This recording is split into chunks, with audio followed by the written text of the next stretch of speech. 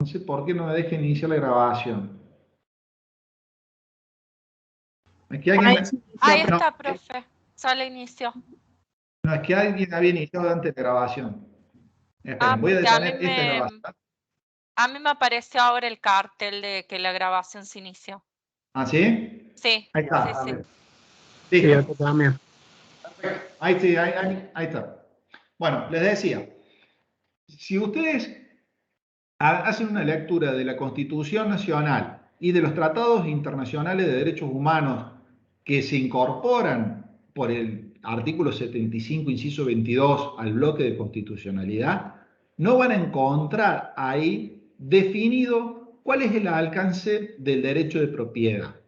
O sea, nuestra Constitución reconoce el derecho de propiedad, establece ciertas normas respecto del derecho de propiedad, pero no dice qué es el derecho de propiedad o cuál es el alcance del derecho de propiedad. Bien, entonces, para poder definir el derecho de propiedad desde el punto de vista constitucional, tenemos que irnos a, como yo le decía a Ángeles, un posicionamiento que ha tenido la Corte Suprema de Justicia de la Nación en un fallo. O sea, es la Corte Suprema de Justicia de la Nación la que definió qué se entiende por propiedad para el derecho constitucional. En la causa Bourdieu contra Municipalidad de la Capital, la Corte Suprema dijo, derecho de propiedad son todos los intereses que tiene una persona fuera de sí mismo, de su vida y de la libertad. O sea, le da la Corte Suprema de Justicia de la Nación al derecho de propiedad un alcance sumamente amplio. Está diciendo, es o está abarcado en el derecho de propiedad todos los intereses que pueda tener una persona fuera de sí misma, de su vida y de la libertad. Esto me permite a mí, de alguna manera, decir que si uno se pone a pensar qué es lo más importante que puede tener una persona fuera de su propia vida y de la salud, que obviamente es, digamos, la antesala y una consecuencia necesaria de la vida, y de la libertad, ¿qué es lo más importante que tenemos las personas? Nuestra propiedad. Si yo les digo a ustedes, bueno, yo te garantizo la vida y tu integridad psicofísica, la salud, y te garantizo la libertad, porque obviamente sin libertad no somos nada, ¿qué es lo más importante que nos queda como derecho? Y de alguna manera es el derecho a la propiedad. Por eso la Corte da esta definición estableciendo que propiedad, o desde el punto de vista constitucional, son todos los intereses que tiene la persona fuera de sí mismo, de su vida y de la libertad. Obviamente que esta definición dada por la Corte es sumamente amplia y mucho más abarcativa de lo que es el derecho de dominio que está previsto en el artículo 1941 del Código Civil y Comercial. ¿Por qué? Porque cuando yo me voy al artículo 1941 del Código Civil y Comercial, me encuentro que ahí lo que se define como dominio es el derecho de usar y gozar y disponer jurídica y materialmente de una cosa. O sea, cuando el artículo del Código Civil habla de dominio, está haciendo referencia a la relación de las personas con las cosas, lo que se llama un derecho real, ¿no? Donde se vincula una relación de la persona con la cosa, respecto a la cual la puede usar, gozar y disponer jurídica o materialmente. El derecho de propiedad establecido para la Corte Suprema en esta causa Bourdieu es mucho más amplio que este derecho de dominio que nosotros encontramos definido en el artículo 1941 del Código Civil y Comercial.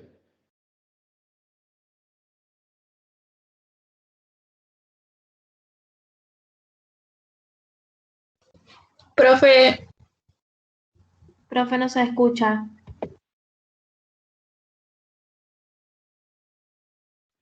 ¿Ahí? Ahí sí, profe. Ahí ¿Se sí, profe. escucha? Bien. Me alcanzaron a escuchar lo último que dije de que el derecho de propiedad para la Corte es mucho más amplio que el derecho de dominio del Código Civil y Comercial? Hasta ahí sí, profe. Sí. Bueno, perfecto. La otra cuestión que nos plantea el programa es el tratamiento del derecho de propiedad en el marco de nuestra Constitución Nacional. Y acá vamos a lo que planteaba Juliano y Ángeles al principio de la clase. Yo les voy a dar 3 o 4 artículos que son clave que ustedes lean y que sepan el contenido más allá de si lo conocen o no lo conocen de memoria. Obviamente que me interesa más que sepan el contenido y no una repetición de memoria de esos artículos que, sin haberlos entendido. ¿Cuáles son los artículos que son importantes en materia de propiedad? El principal es el artículo 14 y 17, o los principales son el artículo 14 y 17. ¿Por qué? Porque el artículo 14 reconoce a las personas el derecho de usar y gozar de la propiedad, ¿no? Miren, el artículo 14, yo se lo voy a leer, porque es importante lo que sigue en la redacción. Todos los habitantes gozan de los siguientes derechos conforme a las leyes que reglamentan su ejercicio. Y acá hace una referencia de un montón de derechos, ¿no? Entre los cuales está el de usar y disponer de su propiedad. Entonces, el primer artículo importante es el 14, que reconoce el derecho de los ciudadanos, de acuerdo a las leyes que reglamentan el ejercicio, el derecho de usar y disponer de la propiedad. El otro artículo que es sumamente importante es el artículo 17. ¿Por qué? Porque el artículo 17 lo que hace es establecer la inviolabilidad de la propiedad, ¿no? Y acá en este artículo que vamos a desarrollar después, nos vamos a encontrar que fija este principio de que la propiedad es inviolable, y a partir de ahí y a continuación elabora una serie de situaciones o de relaciones que deben ser importantes y deben ser tenidas en cuenta. Por ejemplo, establece la expropiación como una causa de pérdida de la propiedad, establece la prohibición de que se lleve adelante confiscaciones, establece el principio de que el Estado es el único que puede imponer contribuciones, establece la protección de la propiedad intelectual, establece la cuestión referida a que la pérdida compulsiva de una propiedad puede darse a través de una sentencia fundada en una ley anterior al hecho, establece la situación de que no se pueden hacer requisiciones y que no se pueden exigir servicios personales. Pero básicamente este artículo nosotros lo conocemos como el artículo 17, que establece la inviolabilidad de la propiedad.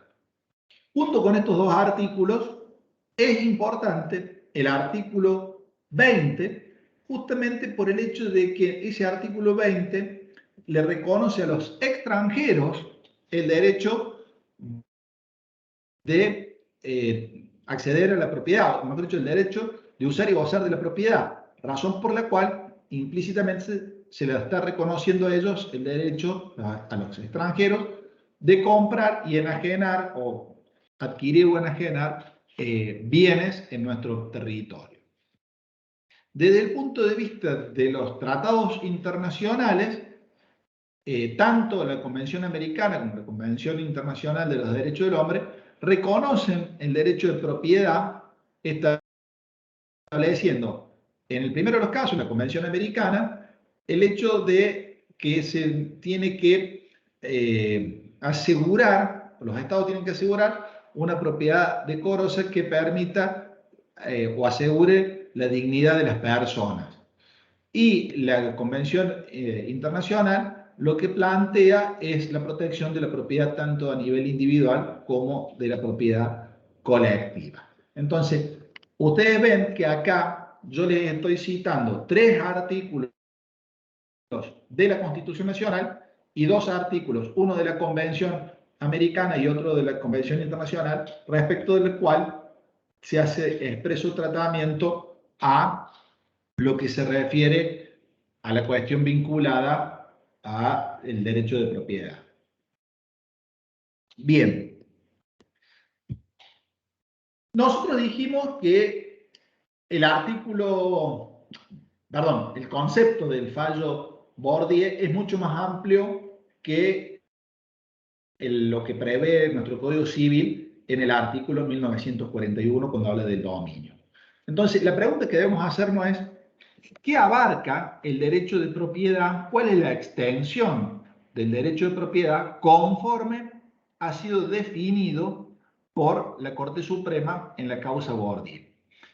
Y van a ver ustedes que el derecho de propiedad abarca un montón de situaciones que a simple vista no deberían formar parte del derecho de propiedad, pero que como tiene una trascendencia económica, la Corte le ha dado el alcance y dice que forma parte del derecho de propiedad. En este concepto, nosotros vamos a encontrarnos que están incorporados dentro del derecho de propiedad el dominio, del cual habla el artículo 1941 del Código Civil, con todas sus desmembraciones, lo que es el condominio, por ejemplo.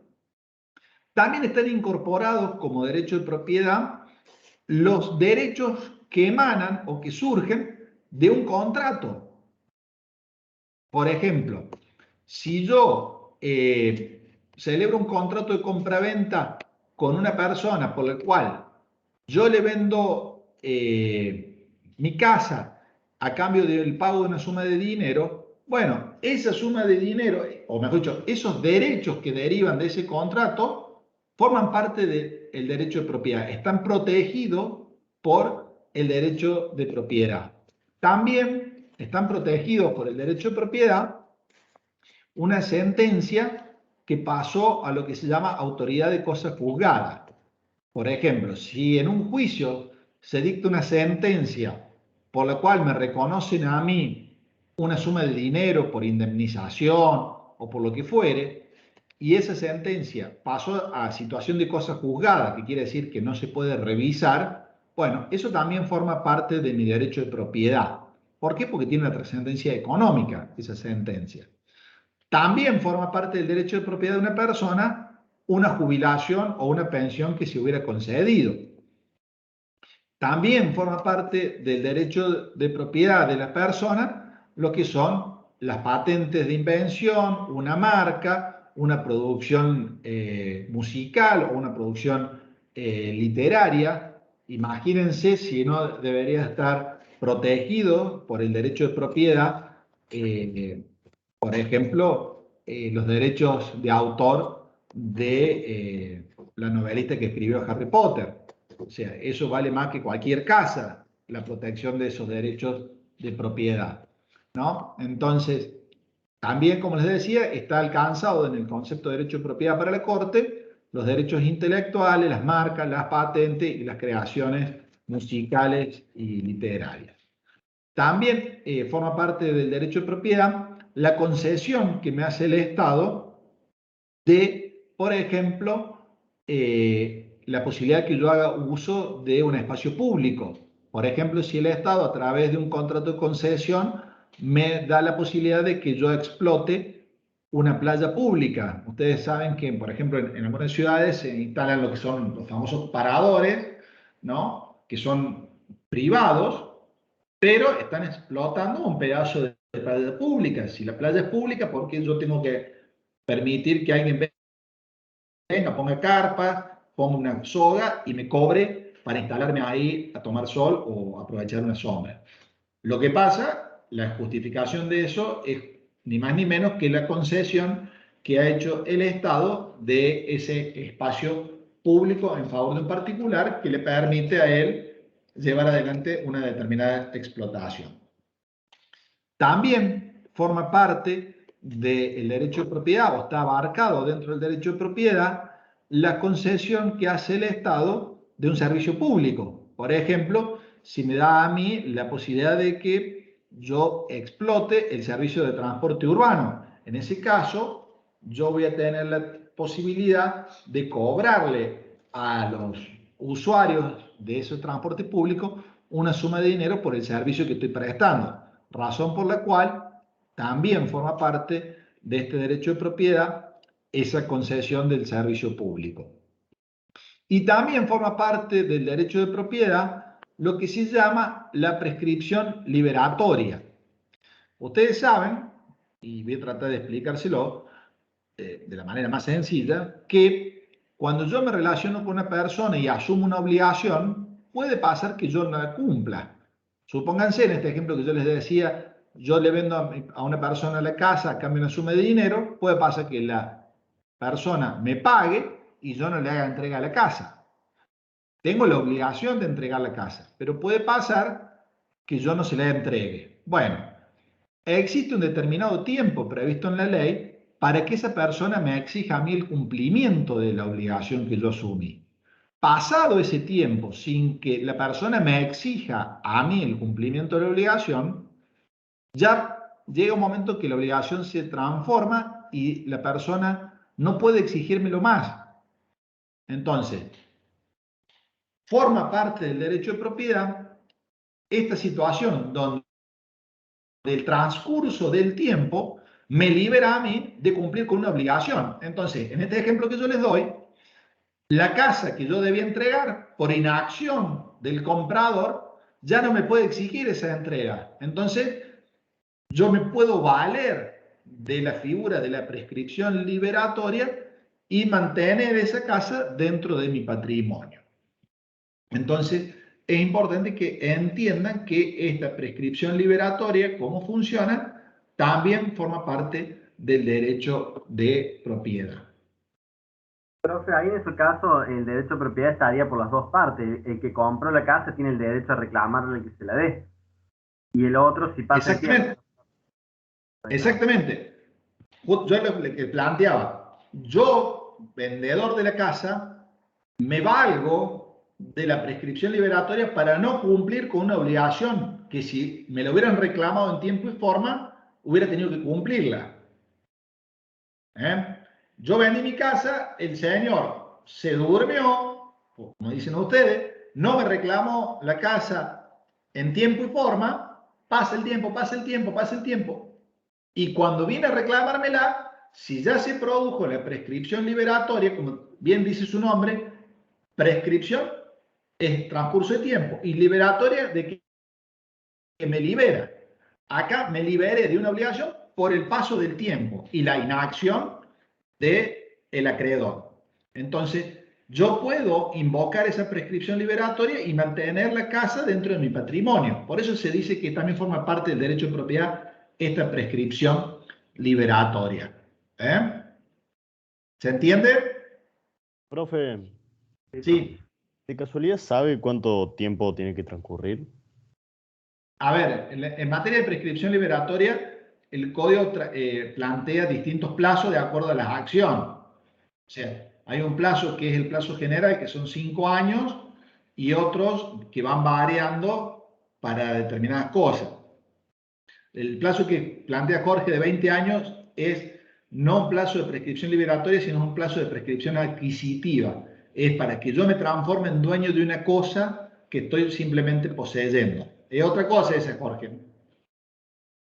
El plazo de prescripción liberatoria son 5 años en general y va bajando hasta meses de acuerdo al tipo de acción que tengas que entablar para sea reclamar una cosa u otra. Por ejemplo, la acción que tiene un trabajador para reclamar los daños derivados de un accidente de trabajo, daños civiles, como puede ser un daño moral derivado de un accidente de trabajo, prescribe a los 3 años, por darte un ejemplo, ¿no? Entonces, eso va a ir variando de acuerdo al momento. Bien, estábamos en el tema del contenido del derecho de propiedad. Ahora vamos a hablar de la inviolabilidad del derecho de propiedad prevista en el artículo 17. Cuando nosotros hablamos del artículo 17, yo digo que el artículo plantea la inviolabilidad del derecho de propiedad. Y esto en realidad es ni más ni menos que reconocer una garantía en favor del dueño de la propiedad de el respeto a esa propiedad tanto por parte de los particulares como por parte del Estado. O sea, ese artículo 17 que ustedes van a tener que leer reconoce que la propiedad es inviolable y genera una suerte de garantía para el dueño de la cosa, para el dueño del derecho, para el titular del derecho, ¿no? Razón por la cual no va a poder ser afectado ese derecho de propiedad ni por los particulares ni por el Estado. Miren, el artículo 17 dice, la propiedad es inviolable y ningún habitante de la nación puede ser privado de ella sino en virtud de una sentencia fundada en ley. La expropiación por causa de utilidad pública debe ser calificada por ley y previamente indemnizada. Solo el Congreso impone las contribuciones que se expresan en el artículo 4. Ningún servicio personal es exigible sino en virtud de una ley o sentencia fundada en ley. Todo autor o inventor es propietario exclusivo de su obra, invento o descubrimiento por el término que le acuerden la ley. La confiscación de los bienes queda borrada para siempre del Código Penal argentino. Ningún cuerpo armado puede hacer requisiciones ni exigir auxilio de ninguna especie. El artículo 17 tiene este alcance. Primero fija el principio general. La propiedad es inviolable. Y esa propiedad debe ser respetada tanto por el Estado como los particulares. Es lo que yo le decía, esto opera como una garantía de protección de la propiedad. Después el artículo entra en análisis de una serie de situaciones que después nosotros vamos a desarrollar una por una, pero básicamente son la posibilidad de que yo pierda mi propiedad por una sentencia que emana de un juez y que está fundada en ley. Primera situación. Segunda situación. Yo puedo perder mi propiedad en virtud de la expropiación, con las características que este artículo 17 le da a la expropiación. Tercera situación. Queda borrada para siempre la confiscación del Código Penal. Cuarta situación. El único que impone contribuciones, léase impuestos, que afectan indudablemente al derecho de propiedad, es el Estado. Quinta situación, no puede haber servicios personales, o el Estado no me puede pedir a mis servicios personales, salvo en virtud de una sentencia fundada en ley.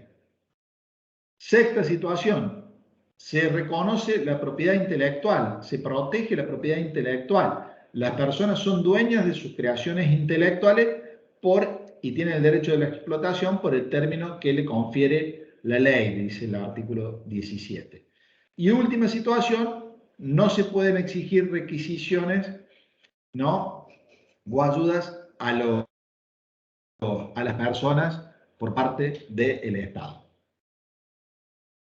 Bien. El programa nos plantea las limitaciones al derecho de propiedad. Ustedes saben que todos los derechos que gozamos los ciudadanos no son absolutos. O sea, todos los derechos que tenemos nosotros son derechos que se pueden ejercer en la medida de la reglamentación que se haga de esos derechos. O sea, son derechos que están limitados. Yo no puedo hacer lo que quiero con mi libertad, yo no puedo hacer lo que quiero con mi propiedad. El uso y el ejercicio del derecho tanto de la libertad como el derecho de la propiedad son usos que se hacen conforme a las leyes que reglamentan ese ejercicio. De hecho, yo cuando arranqué leyendo el artículo 14, les dije claramente, todos los habitantes de la nación gozan de los siguientes derechos conforme a las leyes que reglamentan su ejercicio. Y ahí aparece el derecho de usar y disponer de la propiedad. O sea, que la propiedad, al igual que todos los derechos, tienen límites. Y cuando uno se pregunta por los límites del derecho de propiedad, yo siempre digo que hay que pensar que el derecho de propiedad está limitado desde dos ópticas distintas. Una es desde aquellas situaciones que afectan el carácter de absoluto respecto del derecho de propiedad. O sea, hay situaciones, restricciones, limitaciones al derecho de propiedad que impactan sobre el carácter de absoluto, o sea, que afectan la posibilidad de que yo haga lo que quiera con mi propiedad. Por eso digo que afectan el carácter de absoluto. Mi propiedad no es absoluta, yo no puedo hacer lo que quiero, porque justamente hay limitaciones que impactan sobre esa situación. No me privan de la propiedad, no me la sacan, sigue siendo mía la cosa, pero hay ciertas cosas que yo no puedo hacer respecto de ese determinado bien. Entonces, mi derecho de propiedad no es absoluto, tiene límites. Primera situación. Y segundo, hay limitaciones que afectan el carácter de perpetuo. Uno piensa que el derecho de propiedad que tiene generalmente sobre las cosas, imagínense el caso más sencillo, mi casa, uno piensa que mientras yo no tenga la voluntad de enajenarla, mi casa va a ser siempre mía, porque el derecho de propiedad es perpetuo. Eso tampoco es así, porque vamos a encontrarnos con figuras jurídicas, con institutos jurídicos que de alguna manera ponen un límite a la condición esa de perpetuidad que uno piensa que tenemos nosotros respecto de los bienes que son de nuestro derecho de propiedad. O sea, a una pregunta básica como, ¿tu casa va a ser siempre tuya si vos no la querés vender? Naturalmente uno contestaría que sí, y la respuesta es no, porque puede darse una situación donde yo pierda mi propiedad aún no queriendo enajenarla. Entonces, hay situaciones donde se afecta el carácter de perpetuo que uno naturalmente cree que tienen las cosas. ¿Cuáles son las limitaciones al derecho de propiedad? Bueno, en primer lugar aparecen las restricciones, ¿no? Yo antes de desarrollar las restricciones, quiero anticipar que las afectaciones al derecho de propiedad, tanto en su carácter de absoluto como en su carácter de perpetuo, pueden estar establecidas en protección o en interés de un particular o en protección o en interés del Estado o de la comunidad en general. A nosotros lo que nos interesa en esta asignatura son las limitaciones al derecho de propiedad en pos de la protección o en pos del interés general. O sea, una protección de la propiedad limitada pensando en el bien común. Entonces, a partir de eso es que nosotros vamos a estudiar las limitaciones. La primera limitación nosotros le llamamos restricciones a la propiedad. Estas restricciones a la propiedad, de alguna manera, son pequeñas limitaciones que no afectan el derecho de propiedad, o sea, no hay una afectación, sino que hay una mera limitación, una mera restricción, son pequeñas situaciones que de alguna manera impactan en cómo yo voy a ejercer mi derecho de propiedad. ¿Qué quiero decir con esto? Son pequeñas intromisiones, si se quiere, por parte del Estado a través del dictado de una norma que afectan la condición de que el derecho de propiedad es absoluto, pero sin generar una afectación del derecho en sí mismo. O sea, no se puede hablar de que yo perdí el derecho, ni que esa restricción que se me impone implica una alteración del derecho. Son meras limitaciones menores al derecho de propiedad que yo debo cumplir porque son establecidas generalmente por ordenanzas municipales y que de alguna manera permiten o hacen más fácil la vida en comunidad. Por ejemplo, si yo soy dueño de una propiedad y viene la municipalidad y establece que yo en esa propiedad no puedo construir más de determinada altura, o establece que yo debo generar un retiro sobre la línea de la vereda municipal para poder empezar a construir en ese inmueble. ¿Por qué? Porque la municipalidad tiene un proyecto de que se van a ensanchar las veredas o se va a ensanchar la calle. Entonces, impone una restricción de manera tal que yo no voy a poder empezar a construir donde yo quiero y hasta la altura que yo quiero, sino que voy a tener que empezar a construir en la línea municipal que ha fijado, ¿no? Y hasta una determinada altura. ¿Por qué? Y porque está pensando en embellecer la ciudad, está pensando en hacerla más cómoda, más accesible, por ejemplo, estableciendo de alguna manera limitaciones al dominio o a la propiedad en busca de lo que se llama ensanche, entonces te incrementa los retiros, vos te tenés que ir para atrás en tu línea de construcción, de manera tal que vos podés estar sufriendo una restricción en tu dominio, en tu derecho de propiedad, pero esa restricción, como es una limitante menor que no te produce una afectación del derecho, tiene la particularidad de no ser indemnizable. La situación es distinta con lo que se llaman las servidumbres. Hay servidumbres cuando nosotros hablamos de un derecho real, en virtud de la cual yo dejo de ser el titular exclusivo de un derecho de propiedad y debo permitir que otro haga uso de una cosa que es mía, ¿no? O sea, dejo de tener el uso exclusivo de algo que es mío y paso a compartirlo a ese uso con otra persona. En este caso, hay una afectación del derecho de propiedad y lo que está sucediendo es que esa afectación del derecho de propiedad es en pos de la conveniencia o de la utilidad general.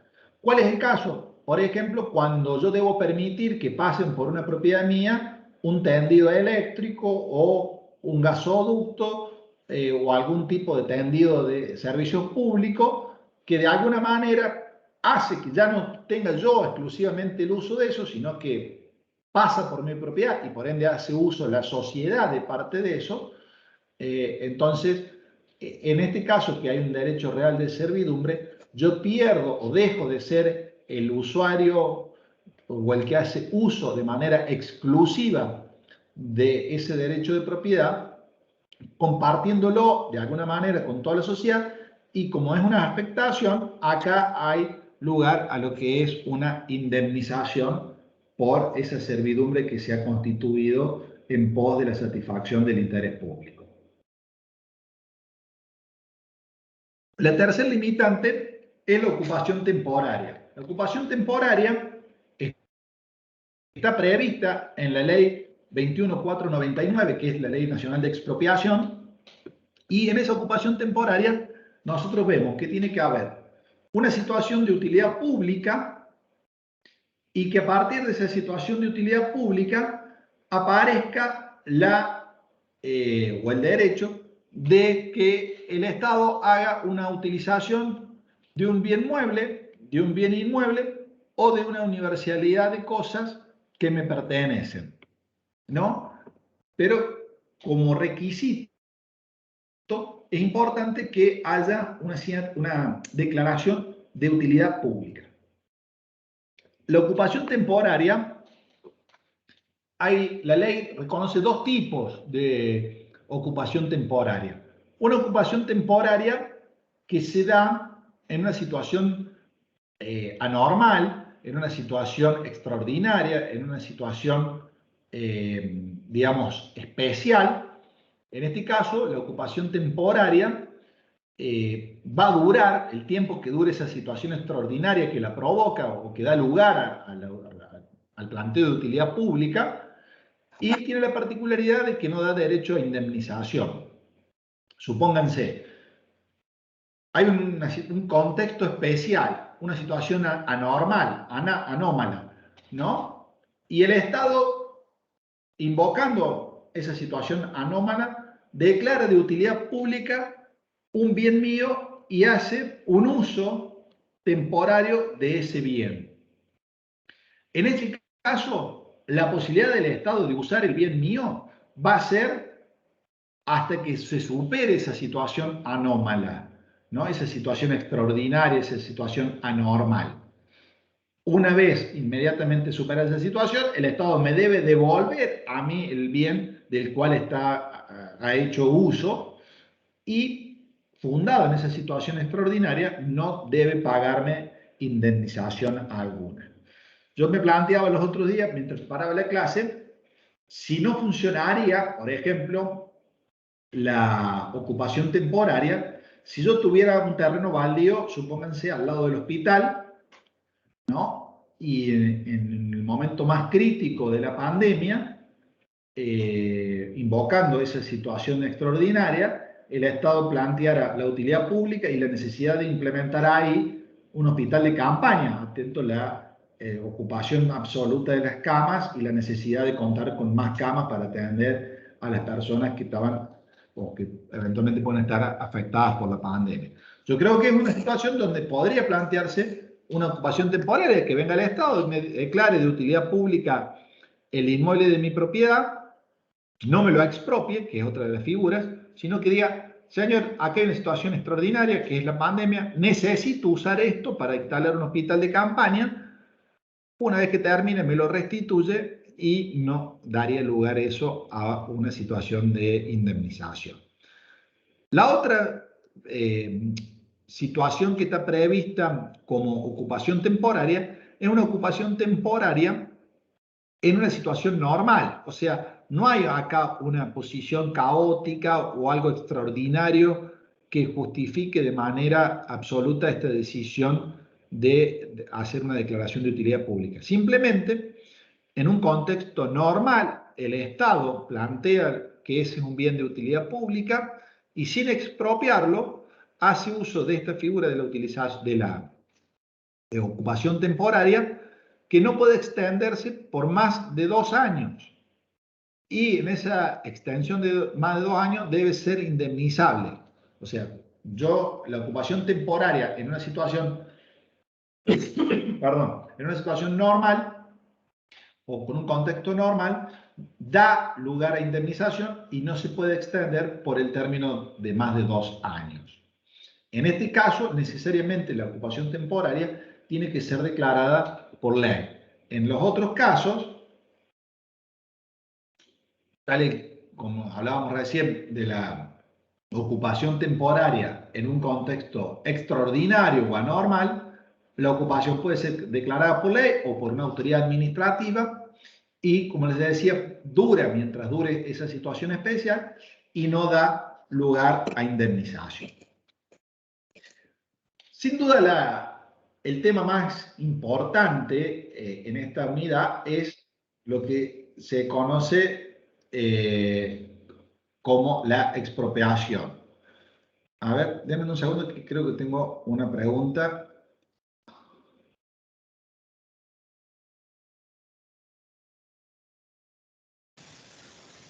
Sí, hola.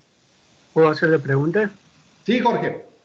Por ejemplo, en una situación normal, para el caso de ocupación temporaria, ¿no podría ser cuando las empresas de construcción ponen obradores sobre un terreno privado que está al lado de donde se está haciendo una obra pública?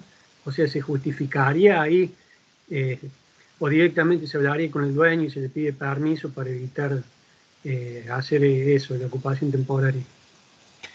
Obviamente que estos institutos de ocupación temporaria, Jorge, operan en la medida que no haya acuerdo con el vecino, el dueño de la cosa. Imagínate que vas a recurrir a esta situación de declaración de utilidad pública, si vos a lo mejor le tocas timbre al vecino, por decir de alguna manera, le decís, discúlpame, tengo que agrandar el hospital, tengo que poner una carpa en esta pandemia, vos tenés este terreno, no lo estás usando. La verdad es que no creo que ningún vecino se oponga a la utilización por parte del Estado en ese contexto.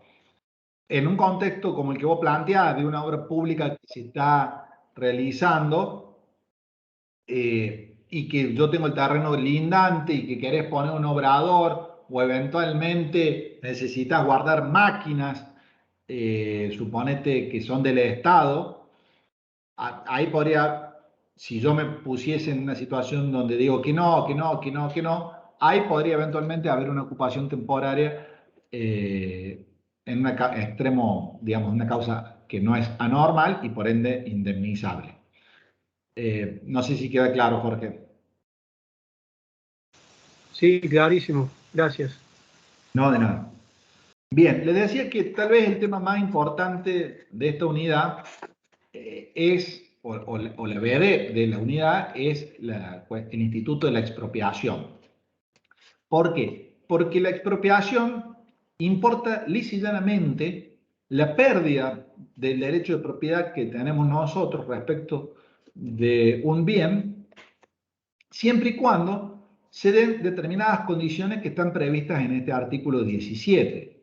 Ustedes ven que dice que se reconoce la expropiación por causa de utilidad pública declarada por ley y siempre y cuando exista el pago de una indemnización previa y justa. O sea, la figura de la expropiación lo que nos está planteando es la posibilidad de que nosotros perdamos nuestra propiedad, o sea, afecta directamente el carácter de perpetuo de la propiedad si se dan ciertas condiciones. El Estado me puede quitar un bien de mi propiedad en tanto y en cuanto haya una declaración de utilidad pública hecha por ley y haya el pago de una indemnización previa y justa por esa expropiación.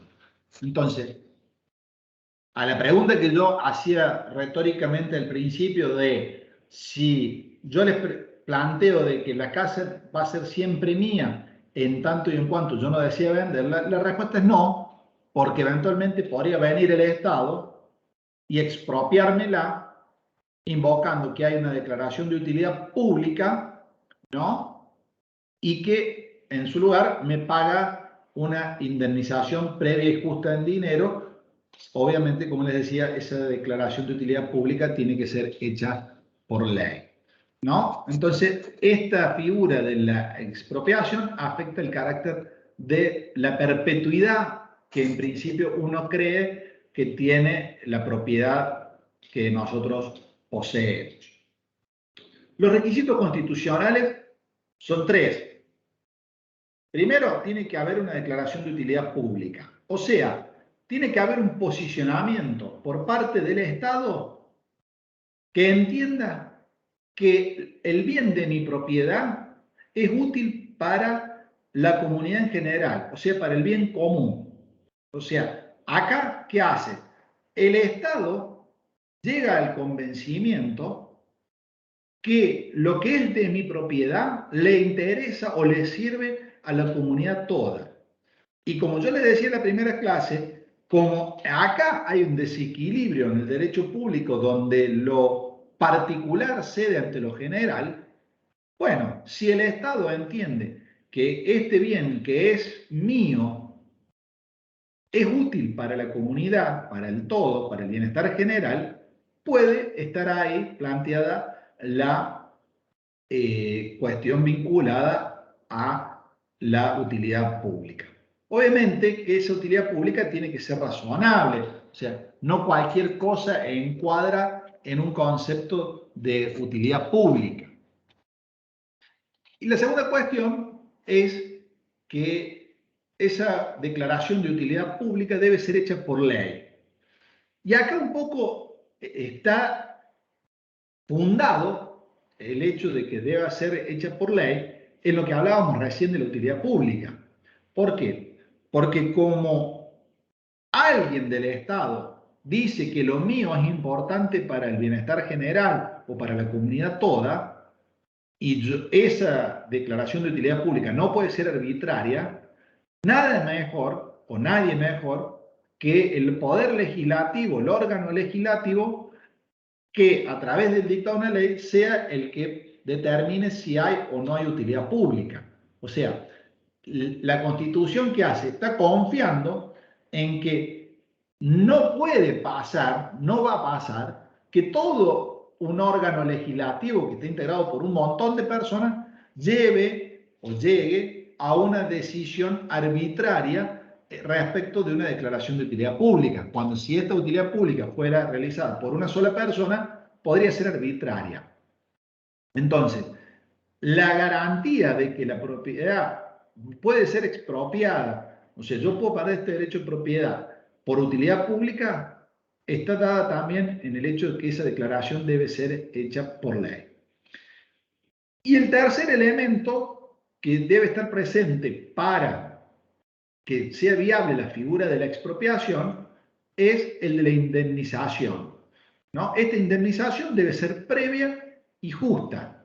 ¿Por qué? Porque si bien lo particular cede frente a lo general y yo debo aceptar perder mi propiedad porque el interés que tengo yo respecto de ella es menor o debe ser protegido de menor manera que el interés común, que el interés general, ¿no? Yo no tengo por qué soportar, además de esa pérdida, soportar la pérdida económica por la expropiación. Entonces, de alguna manera, lo que se prevé es una indemnización justa y previa que me deje a mí, de alguna manera, en la misma situación o en la situación lo más parecida posible a la que yo me encontraba desde el punto de vista económico. O sea, esta figura de la indemnización previa y justa me va a permitir a mí, con la plata que me pague el Estado por la expropiación, poder comprar un bien de características similares. Aclaro, el precio de la indemnización, el carácter de justo de la indemnización, está determinado por el valor objetivo que tiene el bien, más los daños y perjuicios que son de consecuencia inmediata de esa expropiación. Supónganse que a mí me expropian y yo me tengo que mudar. Eventualmente el costo de la mudanza, me refiero del traslado mío de un lugar a otro, también podría formar parte del costo de la indemnización. Lo que no forma parte de la indemnización son valores subjetivos o valores afectivos que pudiera tener yo respecto de ese bien. Porque supónganse, podríamos entrar en el ridículo que me vengan a expropiar mi casa y yo les diga, bueno, a ver, aquí hay un problema. En esta casa nació mi abuelo, en esta casa mi abuelo se casó, en esta casa nació mi papá, en esta casa mi papá se casó, acá nací yo, acá desarrollé mi vida y acá pretendo que desarrollen la vida mis hijos.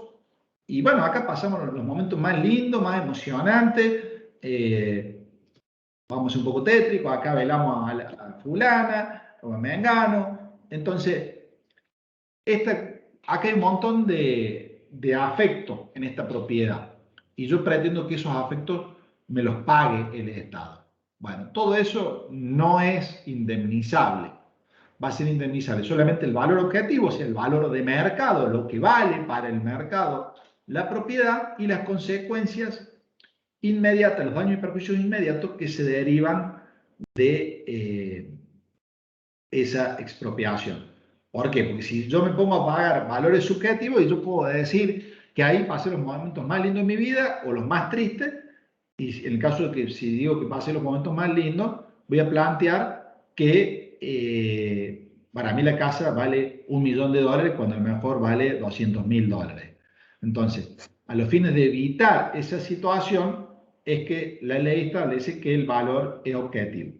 Ahora bien, una cosa es que el valor sea objetivo y otra cosa es que el valor no cubra, siempre estoy hablando del valor de la indemnización, que el valor no cubra lo que realmente vale la cosa, porque muchas veces nos hemos encontrado con situaciones donde se lleva adelante la expropiación y el valor previsto en la indemnización, esta que fija la ley, que es una indemnización previa y justa, no coincide con los valores de mercado. Me permito citarles un fallo que es muy interesante, que encontré buscando material para la clase. Fíjense, en una causa de expropiación, la Corte, un fallo de la Corte, dice, el artículo 17 de la Constitución Nacional establece la garantía de la inviolabilidad de la propiedad y prohíbe la confiscación. Y sobre la base de tales parámetros, la jurisprudencia de la Corte fue construyendo el principio de la justa indemnización, que exige que se restituya íntegramente al propietario el mismo valor del que se lo priva, ofreciéndole el equivalente económico que le permita, de ser posible, adquirir otro bien de similares características. Esto dice el Procurador General ante la Corte, ¿no? Y que la Corte después, obviamente, lo toma en su fallo. Pero miren lo importante del criterio. La indemnización que debe pagar el Estado debe buscar una reparación integral, de tal manera que esa suma de dinero que me paga el Estado sea lo suficientemente justa y lo suficientemente importante para que yo pueda adquirir un bien lo más similarmente posible al que se me ha privado, ¿no? Esto es muy importante porque sienta el principio de que el valor objetivo no es el valor que fija el Estado. El valor objetivo es el valor suficiente o necesario para que yo pueda adquirir un bien de iguales características al cual se me ha privado en virtud de la expropiación. Este es el fallo Unirreg contra Ramos e Iglesia y otra expropiación. Profe, eso le iba a preguntar yo, porque la evaluación catastral siempre es mucho menor que la de mercado, o por lo menos acá en mi ciudad es así. Entonces digo, por ahí si el Estado lo evalúa por ese lado, no alcanzas a comprarte la propiedad. Pensaba yo antes que usted aclarara sobre eso. Claro, de hecho, ¿cuál es la situación que se da? La expropiación como decisión política de apropiarse el Estado de un bien que ha declarado de utilidad pública por ley, no es revisable. O sea, yo no puedo discutir esa decisión. O sea, yo no me puedo oponer a la expropiación. Lo que yo me puedo oponer es a la evaluación que hace el Estado de cuál es la indemnización que me debe pagar. ¿Te das cuenta? Entonces, partiendo de la idea de que la expropiación se va a dar sí o sí, porque es una decisión que yo no puedo evitar como dueño de la cosa, la discusión va a pasar sobre cuál es el monto de la indemnización que debe abonar el Estado para que estemos en presencia de una indemnización justa, ¿no? Acá, por eso yo les traigo el fallo, acá la Corte plantea cuál es el alcance de la justicia en cuanto a la indemnización. Es como decir, no me venga a decir usted que el precio justo es el valor de la base imponible, ¿no? El precio justo es lo que cuesta comprar un bien igual al que usted le está quitando al particular. De última, será otro problema el de la base imponible. Vaya usted, Estado, y reajuste la base imponible, ¿no? Pero no porque usted tiene la base imponible baja, pretenda perjudicar al administrado pagándole lo que vale según base imponible. ¿Se entiende? Sí, profe, se entiende. Bien, entonces, por eso le digo. Sí, profe, incluso con ese tema que usted habla de la base imponible, yo trabajo en un estudio contable. Y Sí, muchas veces vemos que las bases imponibles no condicen con el inmueble, pero también hay como un rechazo en general de la gente de tener que ir y reclamar que ese bien a nivel catastral está mal, mal subvaluado. fijado, ¿no? Claro, en general que dice la gente, bueno, mejor pago de menos, pero a la hora de un inconveniente, es como usted dice, lo primero que se fija es sobre la base catastral. Sí, en realidad a los fines de la expropiación no funciona así, no es lineal de que es la base catastral, ¿eh? ¿Por qué? Porque aparece en esta figura de la expropiación lo que son los tribunales de tasación. O sea, el Estado tiene previsto la presencia en el proceso de expropiación de un tribunal de tasación. Cuando el Estado expropia, primero se declara de utilidad pública por una ley y después, a los fines de llevar adelante la expropiación, se toma intervención el Tribunal Fiscal de la Nación, hace una tasación ese Tribunal Fiscal de la Nación y puede pasar que la tasación que haga el Tribunal Fiscal de la Nación, perdón, el Tribunal de Tasación de la Nación, puede pasar que esa tasación que haga a mí me satisfaga. Claro. O sea, hay instancias previas, digamos, no es que viene...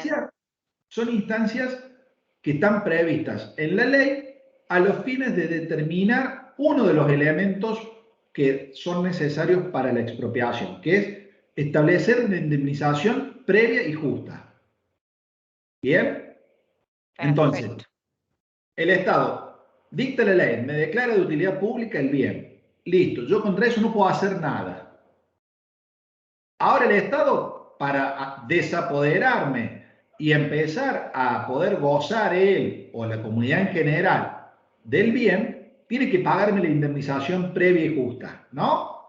En ese contexto hay que determinar cuál es la indemnización justa. Ahí interviene el Tribunal de Tasación de la Nación. El Tribunal de Tasación de la Nación tendrá los especialistas, harán los cálculos y dirán, este bien vale tanto. Frente a esa situación, Ángeles, puede suceder dos cosas. Uno, que a mí el precio que fije el Tribunal de Tasación me satisfaga. O sea, que yo diga, sí, es lo que yo pienso que vale mi casa.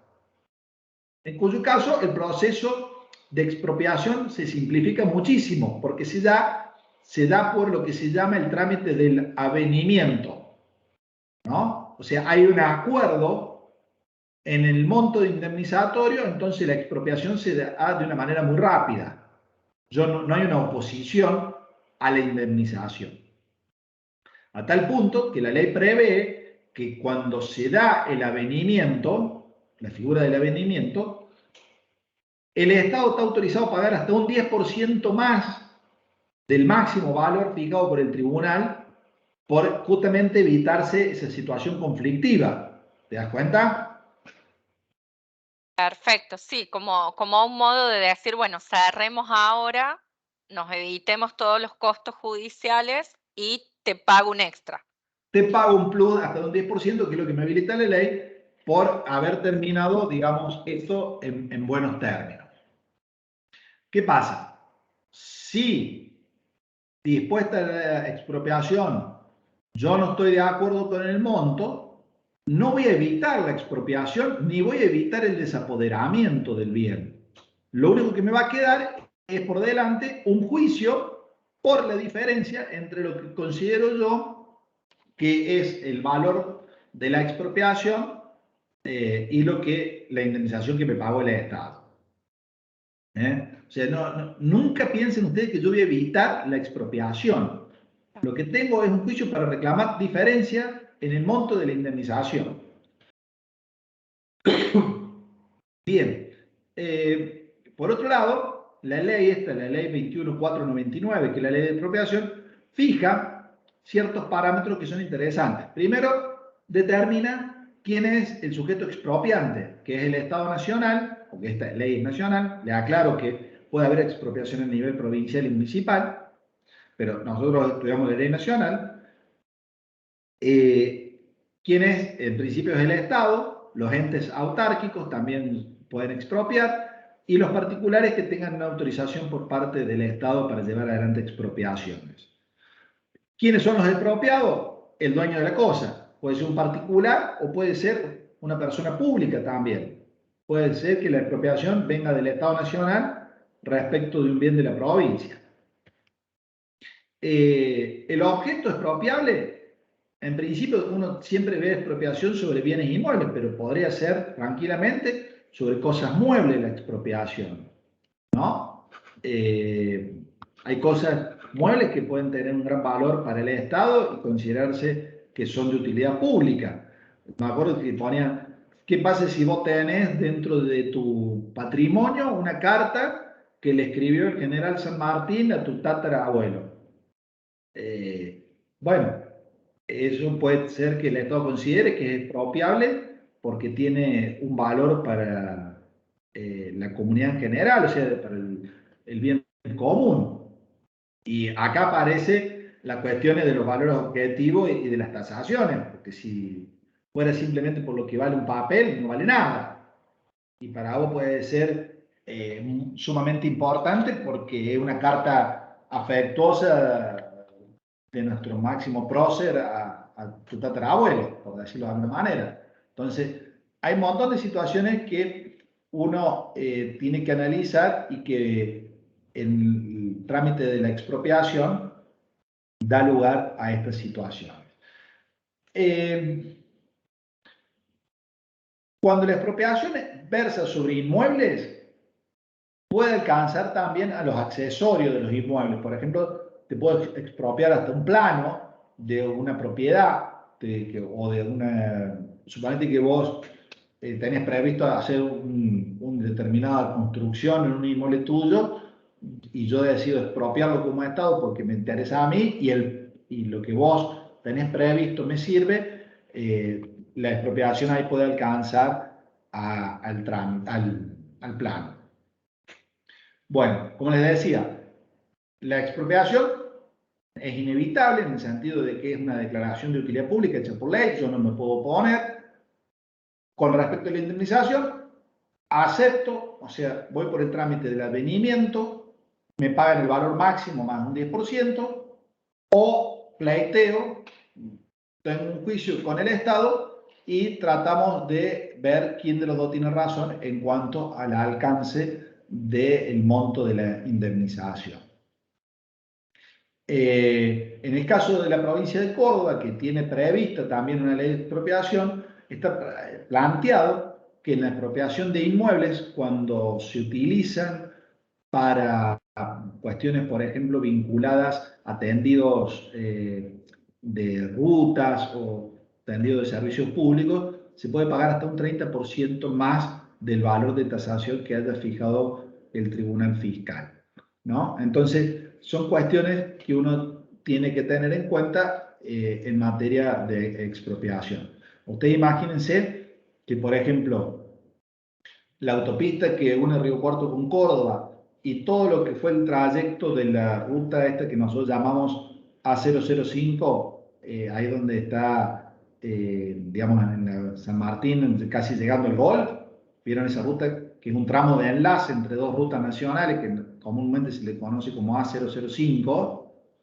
Toda esa ruta, cuando la hizo el Estado, tuvo que expropiar pedazos de campo y de inmuebles que eran de personas que tenían frente sobre esa ruta.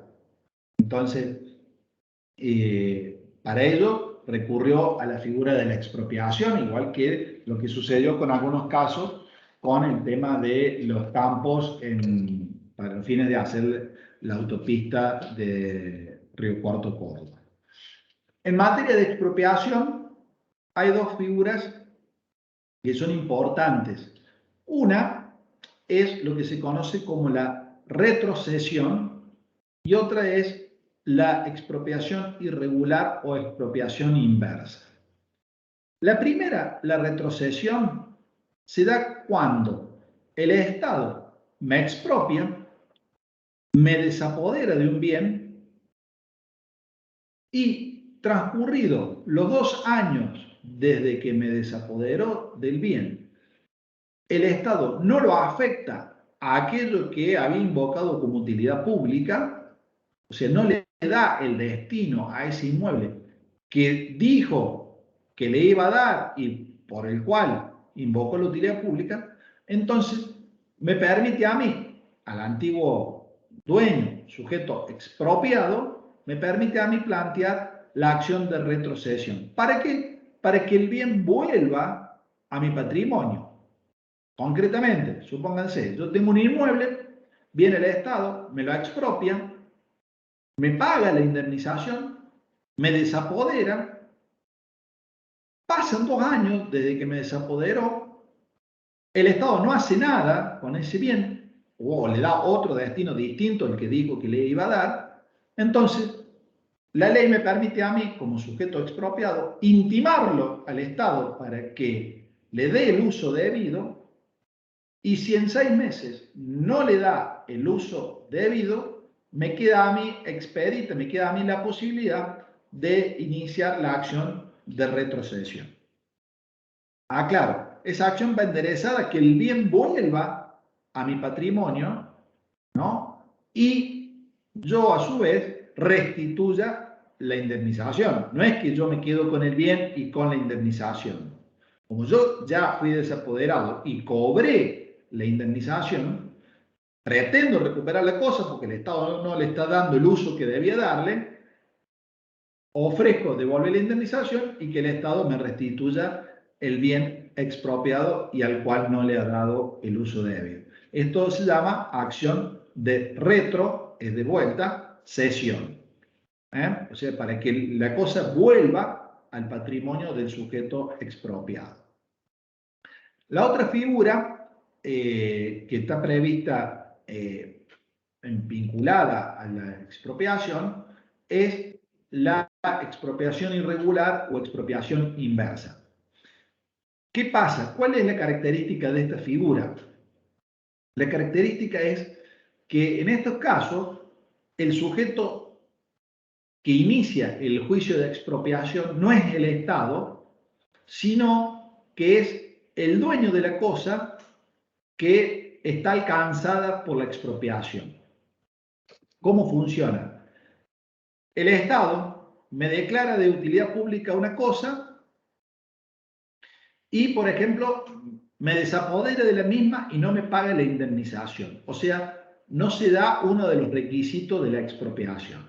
En esa situación, yo tengo acción para iniciar el juicio de expropiación. Puede pasar que el Estado me declare de utilidad pública un bien y me imponga sobre ese bien una serie de restricciones o de limitaciones sin desapoderarme, ¿no? Y en ese caso, también, como yo no puedo hacer uso del bien, plantear la posibilidad que el particular sea él el que inicie el juicio de expropiación. Y la tercera hipótesis son casos donde el Estado, sin declarar la utilidad pública, sin declarar de que el bien mío forma parte de la utilidad pública, lo que hace el Estado es empieza a ponerme limitantes en el ejercicio de mi derecho de propiedad que de alguna manera me impiden ejercer un derecho de propiedad con cierta razonabilidad, y eso me lleva a mí a plantear yo que directamente me expropia.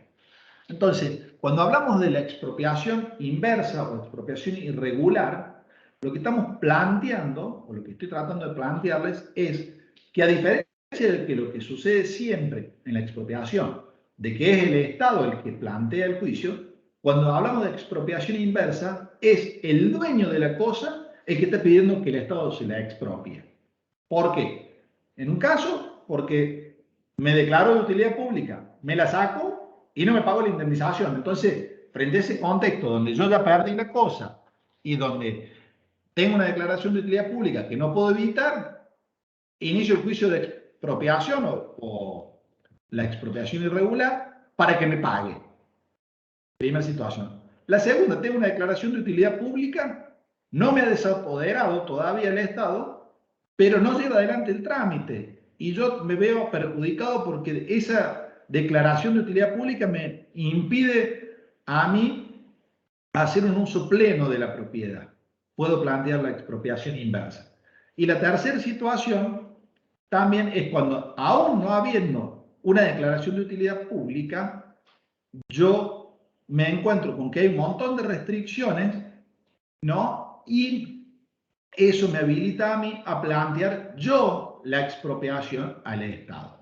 ¿Se entiende la diferencia entre un trámite de expropiación común y la expropiación irregular? Porque cambia quién es el actor y quién es el demandado.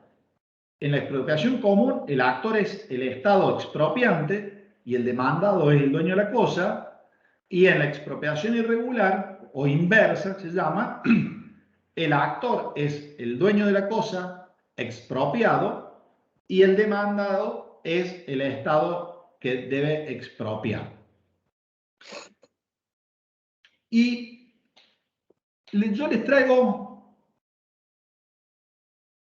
para que ustedes vayan entendiendo y vayan analizando cosas, un caso que me pareció re interesante a mí, donde se hace lugar a un trámite de expropiación irregular, ¿no? Aun cuando no hay una declaración de utilidad pública. O sea, si sabemos que para que haya expropiación debe haber declaración de utilidad pública, uno pensaría que siempre para que haya expropiación irregular o inversa debería haber declaración de utilidad pública. Pues bien, en un caso resuelto por la Corte también se da esta situación. Hay una propiedad que era, o mejor dicho, había sido del escritor, político y militar Lucio B. Mansilla. Lucio B. Mansilla fue un militar reconocido y un político reconocido en nuestro país. Vivió en el siglo XIX, en 1830, más o menos, 1831, creo que es la fecha de nacimiento exacta, y muere en los primeros años del siglo XX. Este señor tenía una propiedad, esa propiedad él en vida la vende, después el comprador la vende. Era una suerte de estancia, una casona en Belgrano, en la provincia de Buenos Aires.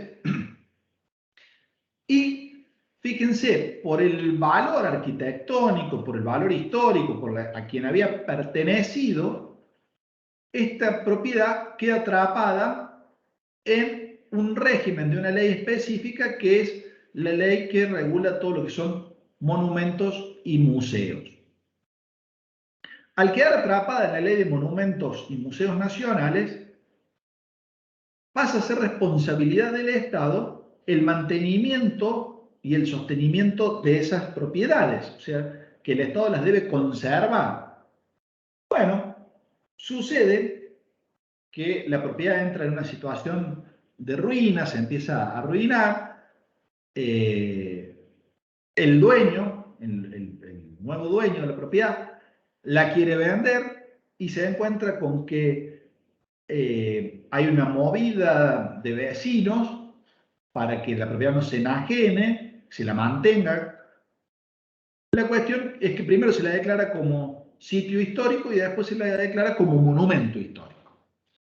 A partir del momento que se la declara como monumento histórico, empieza a regir para el dueño de la cosa muchísimas restricciones. Ya no la puede vender, ya no la puede modificar, ya no puede darle una revalorización transformando esa casona en otra cosa, hasta el punto que decide él plantear la demanda de expropiación inversa, ¿no? Con la particularidad, mete la demanda de expropiación inversa sin que exista una declaración de utilidad pública. Y la Corte admite la posibilidad de que aún no habiendo una declaración de utilidad pública expresa, pueda darse la demanda de la demanda de expropiación inversa o expropiación irregular por el hecho de que las restricciones que le impone el Estado al derecho de propiedad de una persona han sido tal que lícitamente este sujeto, el dueño nuevo de esta propiedad que había pertenecido al general Mansilla, no puede hacer un uso de ella. ¿Sobre qué base? Sobre la base que el último de los incisos que regula la expropiación inversa, creo que es el inciso C no me acuerdo si es el 54 o el 57 de los artículos, creo que es el 54 o el 51 de la ley de expropiación, no expresa claramente que tenga que haber una declaración de utilidad pública. Pero fíjense, es una situación donde hay un juicio de expropiación, es cierto, una expropiación inversa, donde, no habiendo declaración de utilidad pública, la Corte dice que corresponde el trámite de expropiación. lo condena al Estado a expropiarle, se le termina diciendo la Corte que usted debe expropiar este bien y debe pagarle tal monto de indemnización. Este caso es interesante justamente por esta cuestión de que hay expropiación sin haber declaración de utilidad pública. Aunque, repito, es un caso de expropiación inversa. Ya para ir finalizando, nos queda decir dos palabras de la confiscación y de las requisiciones.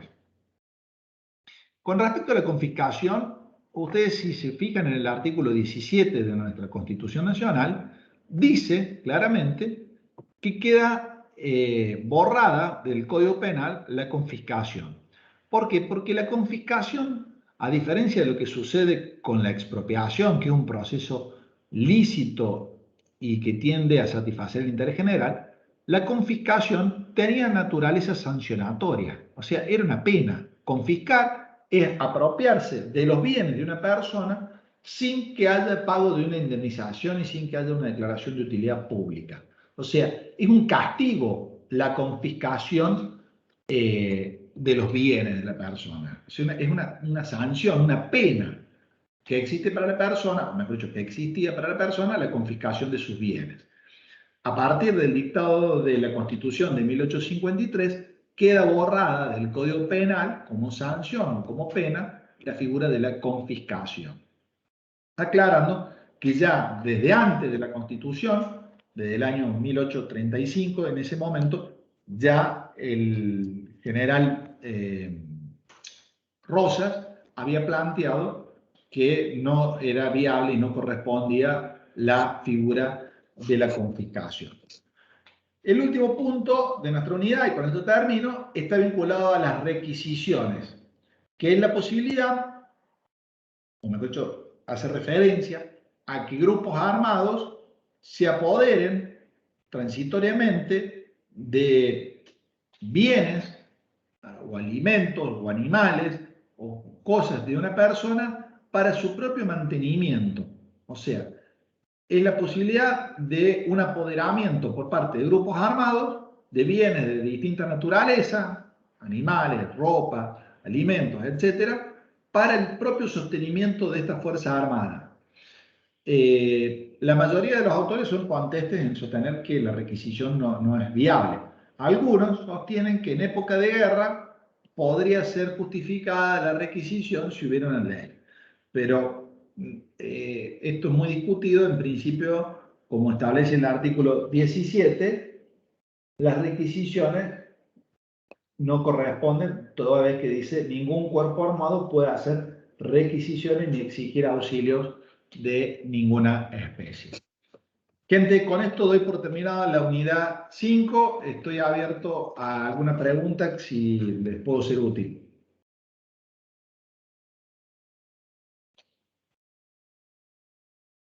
No, profe, por mi lado no hay preguntas. Profe, ya que nadie... Yo le hago una preguntita que no, digamos, está con el tema, pero no de acá. Se comenta que en Venezuela se expropiaron los campos, ¿es cierto eso? ¿De los particulares? No sé, la verdad, si vos estás refiriéndote a una noticia nueva, no he escuchado nada. Escuché que había hecho eso, pero digo, el marco legislativo, normativo no es el mismo, un país a otro, pero quería saber si era posible, eso era viable, expropiarlo. Bueno, acá no, pero... Sí, mira, fue famoso unas imágenes hace años del entonces presidente venezolano que planteaba el famoso expropiese, expropiese. O sea, iba caminando por la calle y pasaba por una casa, la apuntaba y decía expropiese. O sea, como actos totalmente inadmisibles en nuestro sistema constitucional. Nosotros somos un país que tenemos un respeto por la propiedad muy importante. O sea, yo digo, en realidad somos un país que tenemos un respeto en principio por la ley muy importante. Yo no he visto nunca situaciones de expropiación que no se hayan dado por los cánones legales. O sea, repito, los juicios de expropiación existen, pero los juicios de expropiación porque no hay un acuerdo de montos, ¿no? No conozco que en Venezuela no se cumpla la ley, ni tampoco me consta que eso que tranquilamente pudo haber sido algo casi pintoresco, casi llamativo, casi no sé, una provocación, haya sucedido en la realidad y que se hayan terminado de expropiar los bienes de esa manera. Si efectivamente los bienes se expropiaron de esa manera, no condice con nuestro sistema constitucional, no conozco y supongo que tampoco debe condecir con el sistema constitucional venezolano. Pero no lo sé, no creo que esté autorizado la expropiación de esa manera. Pero tampoco, repito, me consta que efectivamente se haya llevado a cabo la expropiación de esa manera. O sea, me pareció que, o sea, casi como muy, no sé, si la pintoresco, te diría, la forma de comportarse de ese hecho que creo que ustedes lo deben recordar algunos. Se lo veía el presidente venezolano caminando por la calle con un grupo de seguidores y iba planteando así, como quien dice, quiero una manzana en una verdulería, expropiese eso, expropiese aquello, expropiese aquello. O sea, era muy, muy reñido con lo que uno tiene en su cabeza como sistema de expropiación constitucionalmente regulado. Por eso digo, la verdad que te mentiría si digo que efectivamente se llevaron adelante esas expropiaciones, ¿no? Y con esto que vos me planteas de los campos ahora, no me consta, la verdad, sinceramente. Bueno, gracias, profe.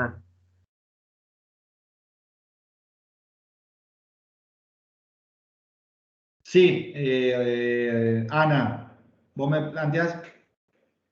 Es decir, para la expropiación normal es necesario que la utilidad pública esté fundada en una ley. Sí, tiene que haber una ley y tiene que haber una indemnización previa en dinero. En el caso que yo les planteo de la expropiación irregular, lo llamativo, lo trascendente que tiene este fallo es que no habiendo existido una declaración de utilidad pública, la Corte admite la demanda de expropiación inversa.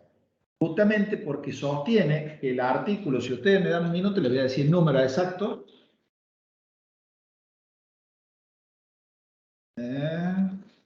Claro, pero incluso en este fallo que usted menciona, Sí, sería en perjuicio del Estado y en beneficio del dueño del inmueble.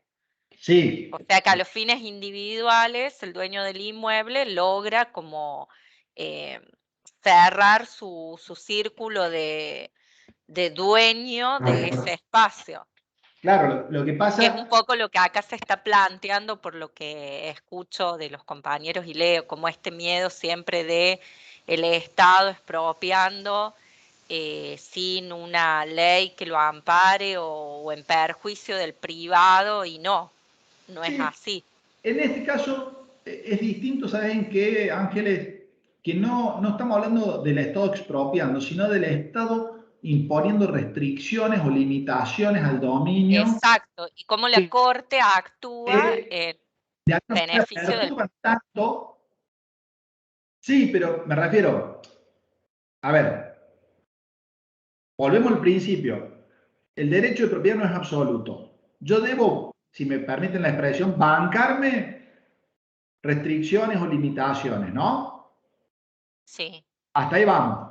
Ahora, cuando la restricción o la limitación a mi derecho de propiedad es de tal envergadura, de tal extensión, que yo ya no es que soporto una restricción o una limitación, sino que directamente me estoy bancando que no puedo hacer nada con mi propiedad por el bien común. Bueno, es el momento donde digo, che, hagamos una cosa, expropiámela, llévatelo, pagame y listo. claro. Si yo en definitiva no me puedo oponer a eso. Lo que no Bueno, puede pero ser, hay, sin expropiarme, vos me estés haciendo soportar a mí una Claro, serie de ese restricciones. costo o ese peso de conservar, en este caso, el museo. Claro. Sí, sí, es correcto. Está ¿Por qué es buenísimo. interesante este fallo? Porque el artículo 51, ya te doy la palabra, Jorge. El artículo 51, que es dice, procede la expropiación irregular en los siguientes casos. A, cuando existiendo una ley que declara de utilidad pública un bien, el Estado lo toma sin haber hecho el pago de la respectiva indemnización. Ahí no hay problema. Hay ley, hay declaración de utilidad pública, pero no me pagó la indemnización y se llevó el bien. Digamos, me embromo, ¿no? Ahí tengo que ir a plantear yo la expropiación. Primera hipótesis. Segunda hipótesis, cuando, con motivo de la ley de declaración de utilidad pública, de hecho, una cosa mueble o inmueble resulta indisponible por evidente dificultad o impedimento para disponer de ella en condiciones normales. Claro, tengo una ley que me declaró de utilidad pública, no me expropió el Estado, y cuando yo le quiero vender y le cuento a alguien que está sujeto a expropiación porque está declarado de utilidad pública, no me quiere pagar lo que vale. Claro. Se está comiendo un problema. Y la tercera hipótesis dice, cuando el Estado imponga al derecho del titular del bien o cosa una indebida restricción o limitación que importe una lesión a su derecho de propiedad. Que sería el caso del fallo que usted mencionaba. Exactamente, Ujú. exactamente. Acá dice, che, vino el Estado. Primero me lo metió en la ley de monumentos y museos. Después me lo declaró sitio histórico. Después me lo declaró monumento histórico. A partir de eso, el Estado debió mantenerlo. No lo mantuvo. Resulta que ahora yo tengo una tapera, si se quiere, una propiedad que podría ser hermosa y totalmente abandonada, que no la puedo sostener, no la puedo mantener y que el Estado debería estar manteniéndola.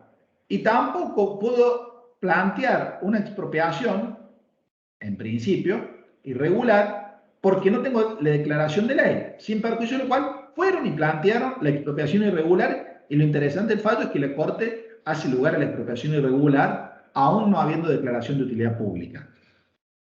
Claro, ¿No? porque en los hechos hay una expropiación, aunque no se plantee como tal.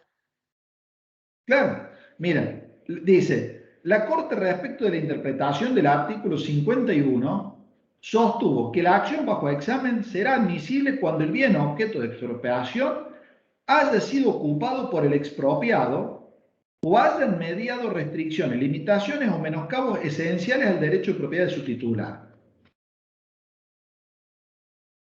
¿Se dan cuenta? Claro, y sí. Entonces, en este caso, termina concluyendo, la principal característica de este proceso y destacable en el presente trabajo radica en reafirmar la inviolabilidad del derecho de propiedad a través de una aplicación teleológica de las normas, dando lugar a la expropiación inversa en casos en que, aun faltando el requisito de declaración de utilidad pública, se reconozca el perjuicio y la carga que el particular soporta desproporcionadamente cuando se configura una situación de cercenamiento del derecho. Entonces, como les decía, yo, y con esto cierro, como particular, debo aceptar que lo privado cede ante lo general, que mi propiedad no es absoluta ni es perpetua y que yo puedo ser objeto, mejor dicho, un bien mío puede ser objeto de expropiación porque pasa a ser considerado como de utilidad pública. Ahora, toda esa situación que yo debo soportar y que es indemnizable es una cosa. Ahora, otra muy distinta es que el Estado no me expropie, no me declare de utilidad pública el bien y me imponga un montón de restricciones donde yo ya me encuentro con que tener algo es peor que no tenerlo. Porque paso a estar obligado a mantenerlo, no lo puedo vender, no puedo sacarle provecho y en definitiva es casi, si me perdonan la expresión, un clavo lo que tengo, no una propiedad. Por eso es el planteo de expropiación irregular. Usted me ha puesto a Estado en una situación donde ya esto de las restricciones son extremadamente importantes y a mí no me interesa, no me conviene, no me sirve y me es perjudicial. Y una cosa es que yo deba soportar cosas en pos del interés general y otra cosa es que yo me vea perjudicado en pos del interés general. Con respecto al abandono, no sé si te refería al abandono de la propiedad esta Villa Esperanza, creo que se llamaba la casa. El abandono se fue produciendo, primero porque estamos hablando de una propiedad de fines del siglo XIX, y segundo porque, por lo que yo leí en el fallo, era una suerte como de palacete, una propiedad tipo una estancia, y que además de eso tuvo la particularidad de que sufrió alguna situación de un incendio, cosas así que sobre todo fueron afectando el estado de conservación.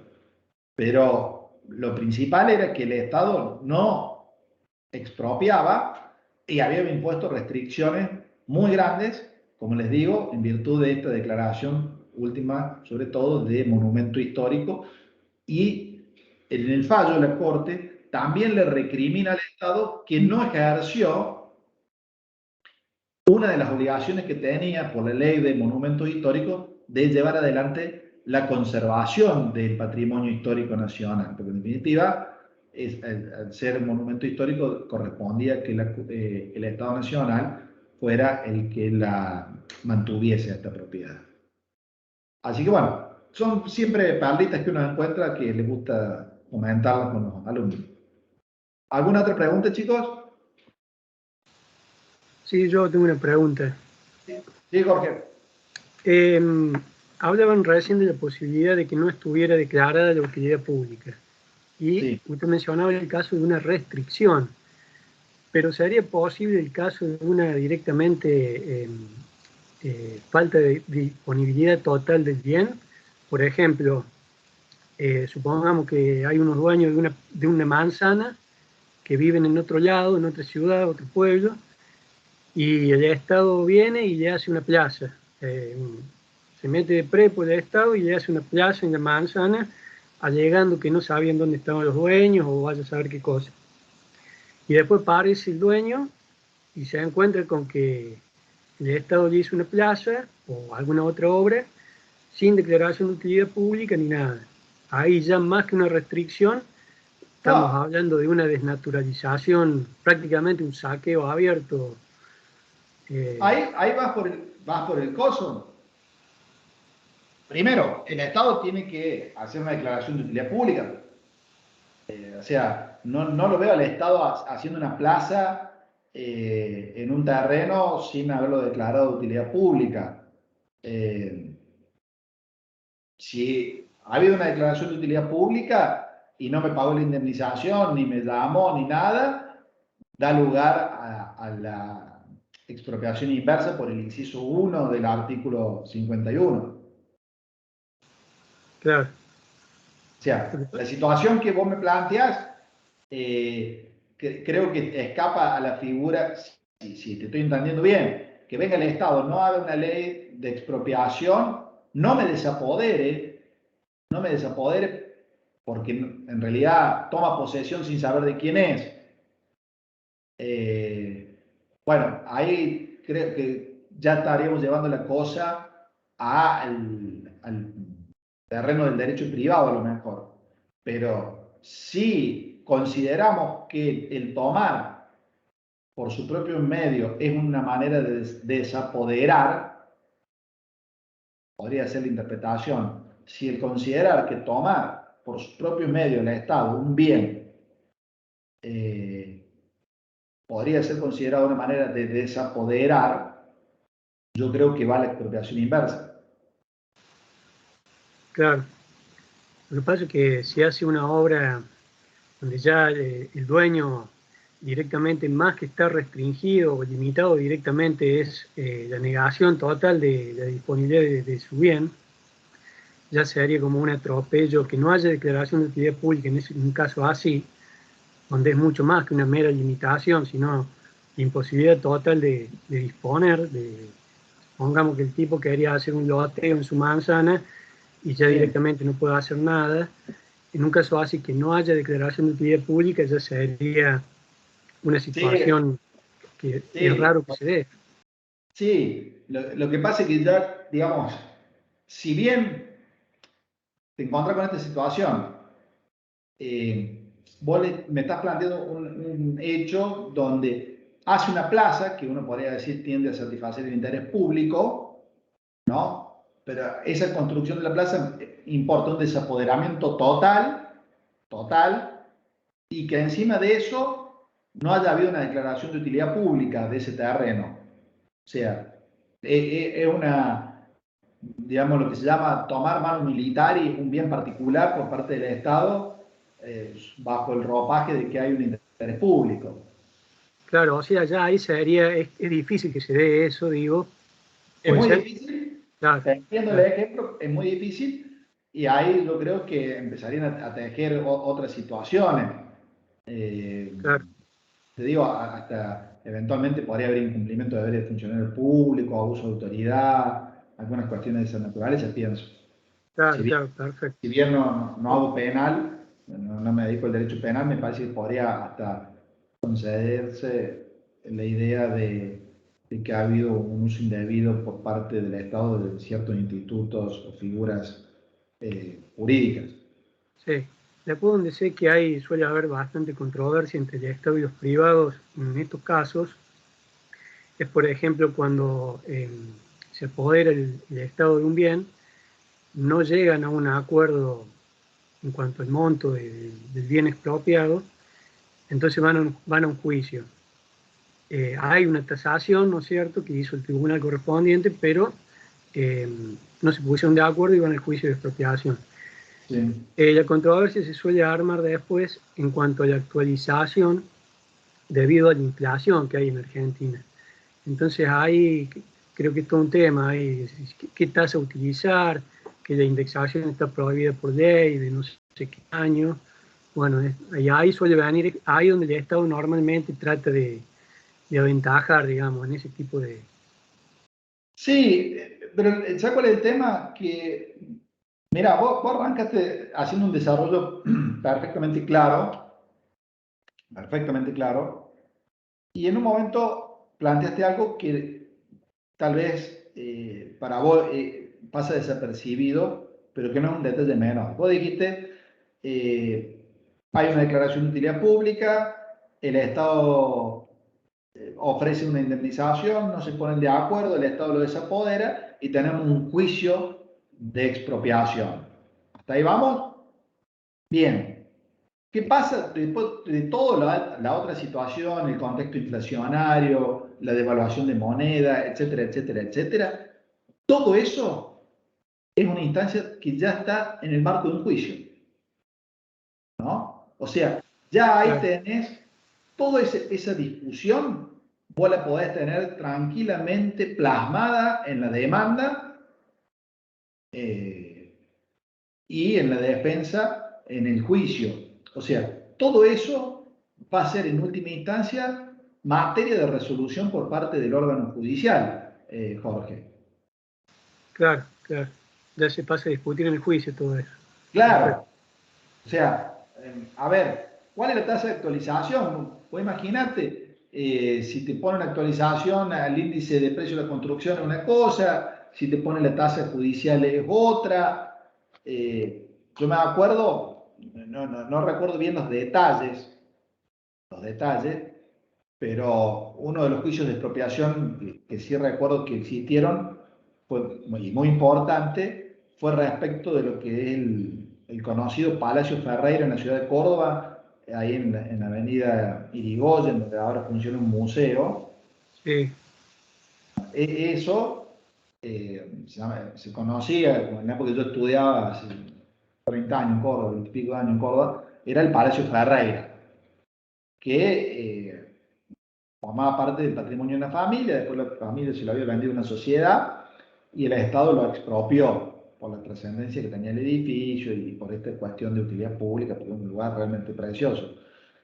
y sé que eso dio lugar a un juicio millonario por la diferencia entre el valor que planteaba el Tribunal de Tasación, ¿no? Y el valor real del bien. No sé cuál era el valor objetivo, que a la luz del primer fallo que yo les comentaba, cuál es el valor que debe pagarse para que podamos hablar de una indemnización integral que le permita adquirir a su dueño un bien de características similares. Eso fue, me acuerdo, un juicio de mucha trascendencia económica. Claro, claro. Profe, yo me desvío del tema, pero recuerde detener la grabación, porque si no, por más Sí. que salgamos de la llamada, va a seguir grabando y se va a hacer una clase de 24 horas. Ya mismo, gracias.